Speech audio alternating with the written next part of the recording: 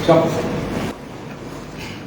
Pidana pokok, pidana mati, pidana tambahan, dipecat dari 5. Kopda Bazarsah dituntut hukuman mati.